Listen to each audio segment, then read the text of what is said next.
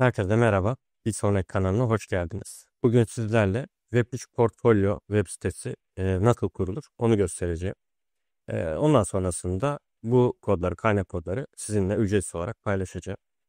Burada sadece bir Web3 portfolyo sitesi değil aslında. Burada isterseniz kendi web siteniz olarak, kendi isminize açılan bir eğitim sitesi olarak kullanabilirsiniz. Kaynak kodlarınızı paylaştığınız yazılımcı e, kimliğinizi ön plana çıkartan bir web sitesi olarak kullanabilirsiniz. Tamamen tercih size kalmış. Next.js altyapılı bir sistem. Genel itibariyle Next.js kullanıldı. İsterseniz çok uzatmadan başlayalım. Evet.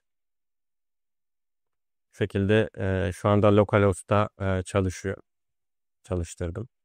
Kodları da göstereceğim hani nasıl yükleyeceğinizi, nasıl çalıştıracağınızı. Daha sonra nasıl e, Vercel veya diğer platformlarda deploy edebileceğimizi ya da isterseniz kendi sunucunuzda nasıl yayınlayacağınızı hepsini de göstereceğim. Web sitesi çok aslında basit ama ufak tefek bazı yerlerinde detay var. Genel itibariyle işte giriş kısmında bir header karşılıyor sizi. Burada ben kendim için hani bir resmimi, kendi resmimi koydum. Burada bilgileri verdim. İşte bir projelerimi gösterdi. Contact me kısmı koydum. Sonrasında alta bir link verdim. Ve About Me. Burada da benim hakkımda hani kısaca e, CV olarak neler var. Onları ben kısaca yazdım. Yol haritası gibi gösterip. Sonrasında projelerle ilgili burada bilgiler verdim. İşte proje detaylarıyla ilgili. Burada linklere eğer YouTube çekiyorsanız YouTube linkleri veya detaylarıyla ilgili. İşte şu şekilde detayları deyip buradan hani neler kullanılmış, hangi teknolojiler kullanılmış burada görebilirsiniz. Sonra kapatıyoruz. İşte teknik kısımdaki detaylar, blockchain tarafı, frontend tarafı, işte hangi araçları kullanabiliyorum gibi. Ve aslında bu hani site sizin CV'niz kadar değerli bir site oluyor. Burada hani nelerle ilgili biraz FAQ tarzında kaç soru tarzında sayfa yaptım. Sonrasında da en sonunda da iletişim kısmı. Burada form üzerinden bana ulaşabilirsiniz. Şurada da aynı şekilde bastığınız anda bir takvime gönderiyor. Takvime gönderiyor kalender kısmını. Burada da dilerseniz istediğiniz burada tarihte randevu alıp hani benimle bir görüşme yapabilirsiniz. Danışmanlık olsun, yazılım olsun, kod olsun. İstediğiniz detayla ilgili görüşme yapabilirsiniz. Footer kısmı var. Footer kısmı da çok detaylı değil, basit. Burada Connect kısmından iletişim bilgileri ve linkleri var. Evet, genel itibariyle sitemiz bu. Tabii responsive onu da inceleyelim. Böyle menü. Şekilde.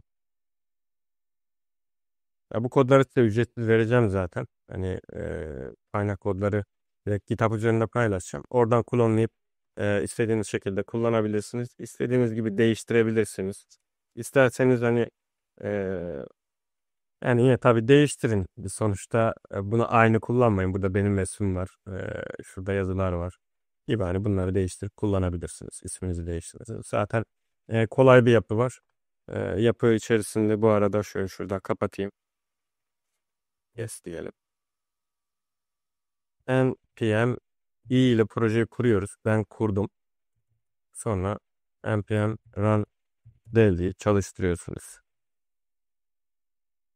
Evet.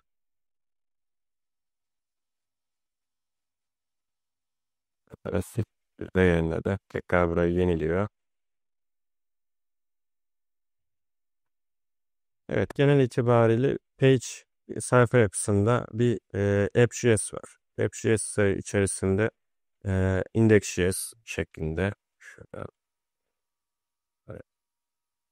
abi de index.js kısmında bir yapı var. Burada da tabii komponentlerden oluşan bir sistem. İşte hero section, about section, project section, FAQ section. Bunlar da aynı şekilde komponentler içerisinde yazıldı. Onlar da basitçe hani düzeltebileceğiniz yerlerde işte yazıları olsun, komponentler olsun bayağı düzenli bir yapı kullandık burada. Genel itibariyle kodları incelersiniz. Eğer hani yardıma ihtiyacınız olursa yine ben size yardımcı olmaya çalışırım. Bu siteyi şu anda yayınlamayacağım. Bir sonraki videoda nasıl yayınlandığını yani e, en kolay genelde Virtual üzerinde yayınlanıyor. Hani bir portfolyo sitesi olduğu için ya da hani bir eğitim sitesi, bir danışmanlık sitesi olduğu için e, çok arka backend tarafında herhangi bir şey bulunmuyor. O yüzden Vercel üzerinde yayınlarsanız çok ağır olmayacaktır. Ve hemen çabucak yayınlanacaktır.